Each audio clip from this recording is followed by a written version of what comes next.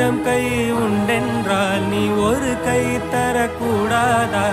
ஈராயிரம் கண் கொண்டாய் உன் ஒரு கண்யனை பாராதா? உன்னில் சரணடைந்தேன் இனி நீ கதியே.